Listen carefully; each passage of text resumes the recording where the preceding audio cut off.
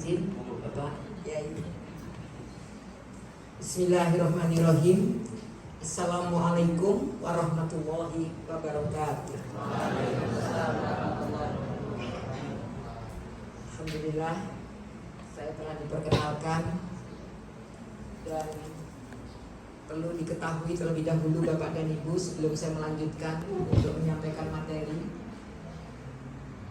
Saya bisa berperan seperti ini karena pertama atas izin suami saya tentunya yang sekarang telah berbaring di dekat Gua Hiro.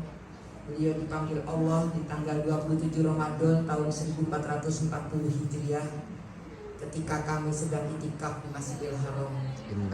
Dalam kondisi ketika beliau berpuasa dan dalam kondisi bersuci, karena beliau selalu menyampaikan kepada kami semua, jagalah wudhumu. Alhamdulillah, sekaligus memang pada waktu itu kami semua kaget, tetapi inilah ayat kauniyah Allah yang harus kami baca secara cerdas dan benar, bahwa hidup adalah milik Allah, kematian adalah takdir Allah. Oleh karena itu Bapak dan Ibu, kita semua harus bisa bagaimana memaknai usia kita yang telah diberikan oleh Allah ini dengan sebaik-baiknya. Maka karena itu pula lah di usia saya yang sudah bukan hampir lagi, yang sudah sangat-sangat senja ini, usia saya 64 tahun Bapak Ibu. Tetapi saya ingin usia saya ini, sisa usia saya ini betul-betul menjadi usia yang bermanfaat. Satu-satunya cara menurut saya adalah bagaimana saya bisa berbagi pengalaman saya kepada orang-orang yang saya cintai, yaitu para mujahid-mujahid pendidikan di Indonesia. Karena itu pula, maka pada hari ini saya akan menyampaikan pengalaman-pengalaman pribadi saya mendirikan SMK, sebuah sekolah swasta kecil dari sebuah garasi yang akhirnya sekarang sudah bisa mengantarkan saya berada di tengah-tengah Bapak dan Ibu. Baiklah Bapak dan Ibu, berbagai peran saya sebagai dosen, sebagai founder dari SMK Wikrama Indonesia, sebagai kepala SMK Wikrama saat itu, kemudian sebagai ketua perguruan Wikrama Indonesia, kemudian founder IDS Rumah Pendidikan Indonesia, dan sekaligus saya juga terus mendampingi IDS Rumah Pendidikan, sekaligus di sana saya sebagai konsultannya. Kemudian saya juga mendirikan komunitas sekolah perubahan bersama-sama dengan 1.000 lebih sekolah di Indonesia yang harus saya bersamai, harus saya motivasi bahwa ternyata jangan khawatir, sekolah-sekolah terutama sekolah swasta kita bisa. Kemudian untuk mendukung semua program-program sekolah kami, maka kami mendirikan generator income, yaitu PT IDS Hidrokan Negeri, yang mana di PT ini kami menyelenggarakan satu sebagai dealer penjualan motor listrik. Kemudian dua, kegiatan kami berikutnya adalah kami menanam, kami punya perkebunan sorghum yang letaknya tidak jauh di sini di Kabupaten Majalengka, yaitu di sekitar Bandara Kertajati.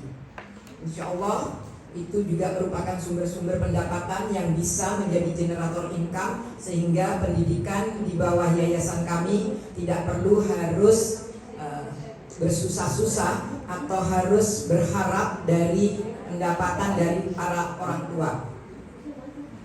Bapak dan Ibu yang saya hormati, mohon maaf karena ini biasanya moderator yang memperkenalkan, sekarang saya memperkenalkan diri saya sendiri, mohon maaf ya, supaya saya pede berada di depan Bapak dan Ibu.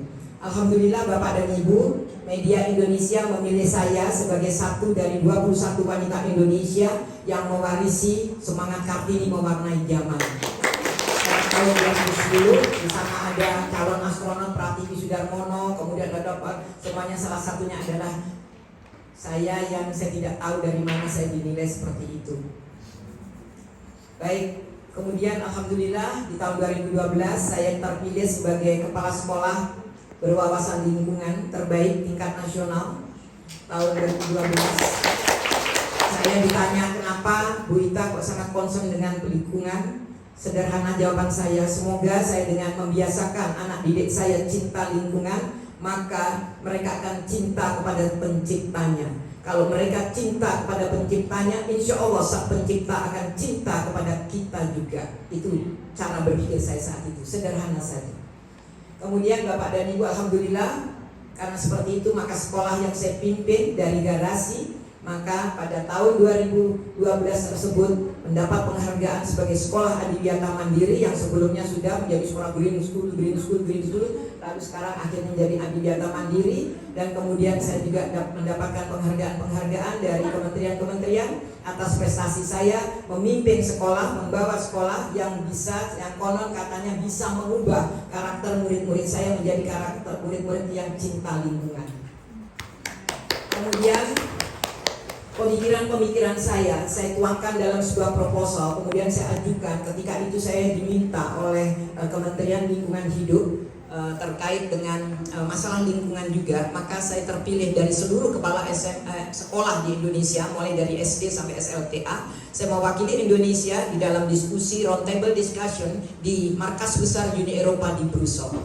Kemudian selanjutnya, alhamdulillah saya terpilih sebagai delegasi dari Indonesia juga. Saya selalu menyatakan Garuda di dadaku, merah putih di mejaku, karpet merah menjemputku. Bersama para mujahid-mujahid lingkungan Indonesia, saat itu saya berangkat ke Belgia dan Jerman untuk berbagi praktek sekolah hijau di Bavaria dan Belgia. Kemudian alhamdulillah juga Allah terus memberikan kenikmatan kepada saya.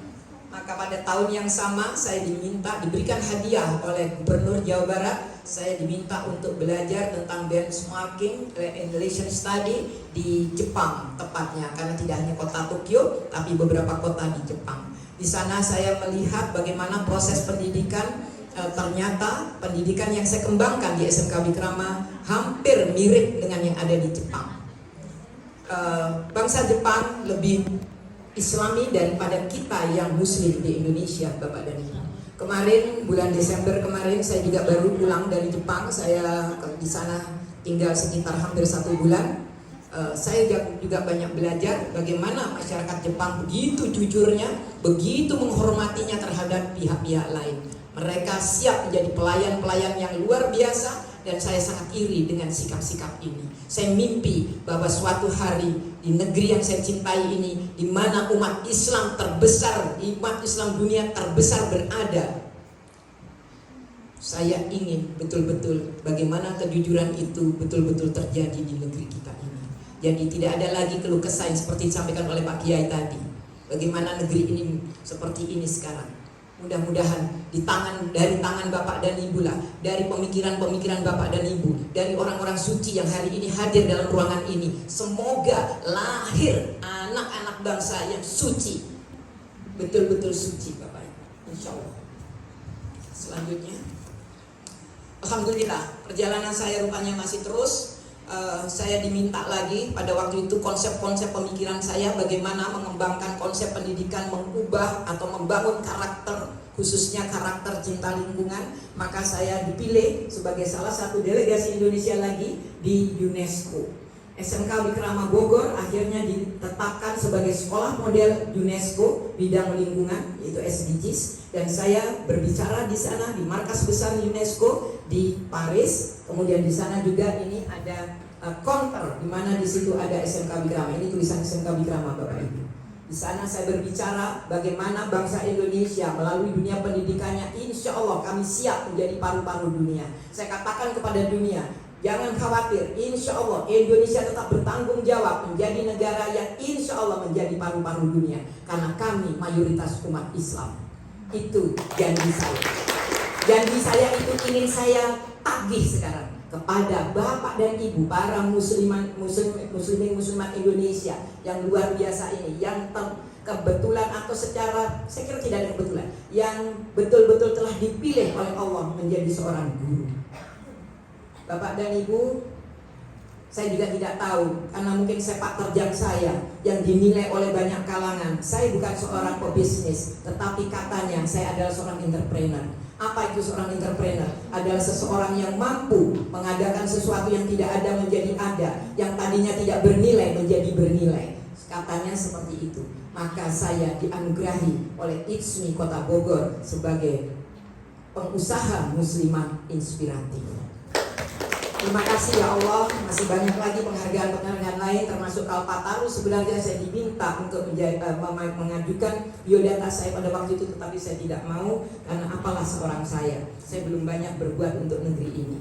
Baik Bapak dan Ibu, saya terus melanjutkan kiprah saya, keprihatinan saya di dunia pendidikan.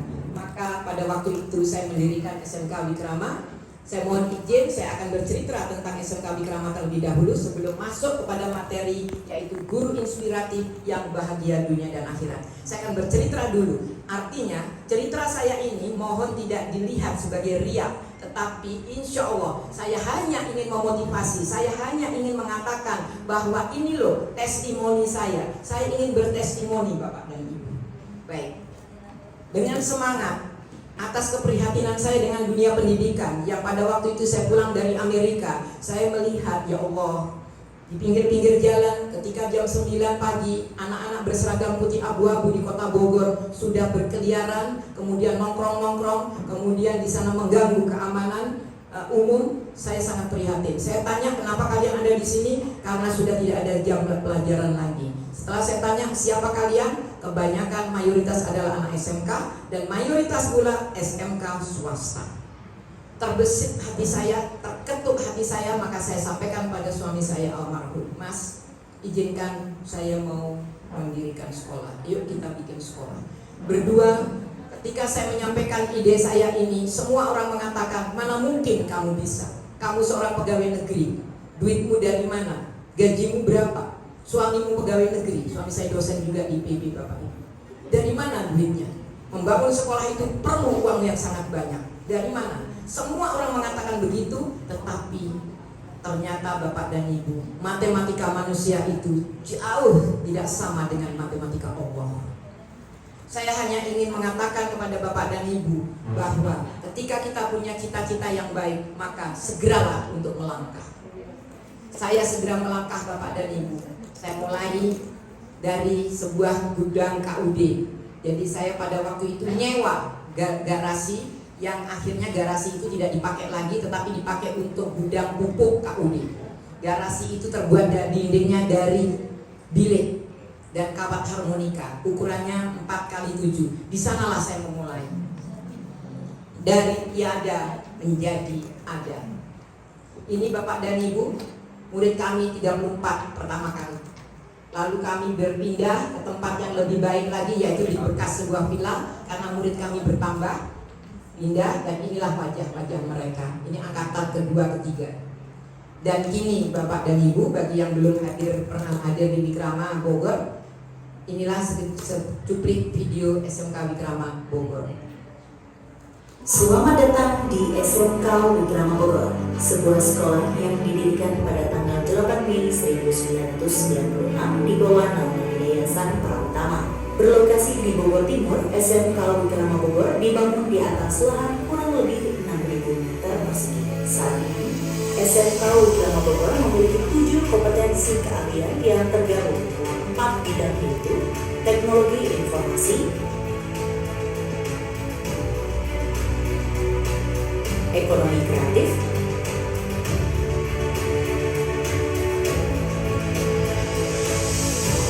bisnis dan manajemen,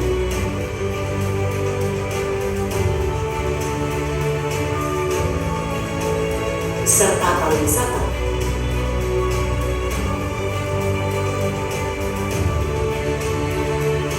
Dengan mengelola lebih dari 1.800 peserta didik setiap tahunnya. Berbagai prestasi telah diberikan kepada SMK Wikrama Bogor di tingkat nasional dan internasional. Ditetapkan sebagai SMK Pusat Unggulan Terbaik Program Cyber Security Training dan Certification Mastercard Academy 2.0 tahun 2022. Terpilih menjadi anggota Senior Schools Network tahun 2021. Meraih penghargaan Nutrition Goes to School tahun 2019 dari Sinewon Fund, menjadi sekolah unggul dan berprestasi tingkat nasional tahun 2019, memperoleh bintang 1 keamanan pangan untuk kantin sekolah tahun 2018, serta mendapat penghargaan di bidang lingkungan sejak tahun 2012 sebagai sekolah adiwiyata mandiri. Sejak tahun 2021, SMK Wikrama Bogor dipercaya oleh Kementerian Pendidikan Kebudayaan Riset dan Teknologi Republik Indonesia untuk menjalankan program SMK Pusat Keunggulan. Dengan adanya program SMK PTA, SMK Wikrama Bogor dapat meningkatkan kualitas pembelajaran yang melibatkan 16 industri dalam kegiatan sinkronisasi kurikulum dengan model pembelajaran Project Based Learning, aktualisasi K5, integrasi budaya kerja dalam pembelajaran, serta perencanaan pembelajaran berbasis data. Selain itu, lebih dari 13 orang tenaga pendidik telah melaksanakan magang di industri dan memiliki sertifikat kompetensi yang mendukung pembelajaran itu semakin berkualitas, yang pada akhirnya dapat meningkatkan keterserapan lulusan untuk bekerja. Yang saat ini, lebih dari 40 industri telah berkomitmen untuk menyerap lulusan SMK Wikrama Bogor. Data menunjukkan lebih dari 70% rata-rata lulusan SMK Wikrama Bogor terserap di berbagai industri lokal dan nasional, unicorn ataupun dekakor. SMK Wikrama Bogor bermitra dengan lebih dari 450 dunia usaha dan dunia industri dalam mewujudkan mutu lulusan yang dapat bekerja, melanjutkan ke pendidikan lebih tinggi ataupun berwirausaha. Program kewirausahaan yang dikemas dengan nama Wikrama Young Learner School diharapkan dapat melahirkan para pengusaha muda sehingga meningkatkan jumlah UMKM dan startup di Indonesia. Kami meyakini bahwa cita-cita luhur bangsa ini dapat terwujud melalui SMK Wikrama Bogor yang menegakkan pendidikan karakter sebagai fondasi utama dalam rangka pembangunan karakter anak bangsa sebagai pewaris, penentu, dan penerus masa depan bangsa Indonesia.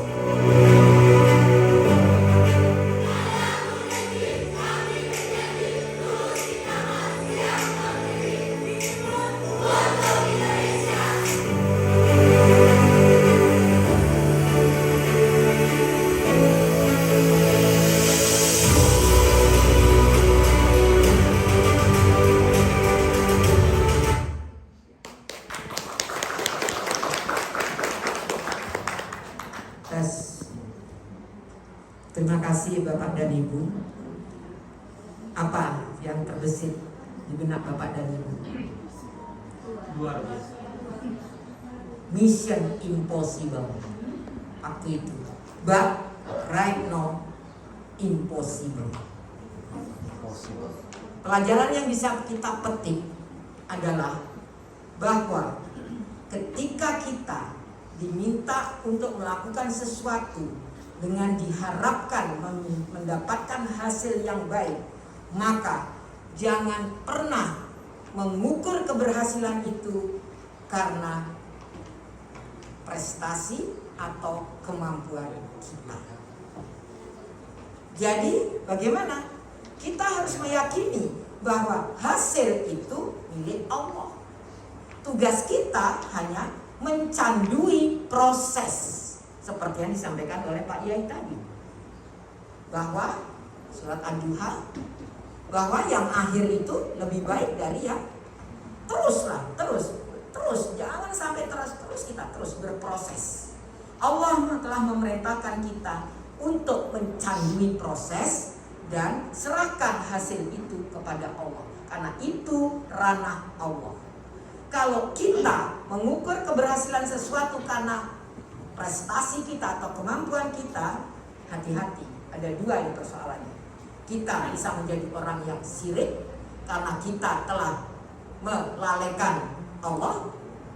Yang kedua, biasanya kita akan tidak berani melangkah, seperti yang disampaikan oleh teman-teman saya tadi. Mana mungkin kamu? Kalau saya betul-betul mengikuti teman-teman, saudara-saudara, adik-adik saya saat itu, saya tidak pernah bertemu dengan Bapak dan Ibu di sini, dan tidak pernah ada cerita bahwa di Bogor ada sebuah sekolah namanya Wikrama yang telah tercatat di dunia, yaitu di UNESCO. Tidak pernah ada. Jadi Bapak dan Ibu, ketika kita mau berbuat baik, maka segeralah untuk melangkah dan serahkan hasilnya semua. Itu urusan Allah, itu hak Allah. Tugas kita hanya mencandui proses.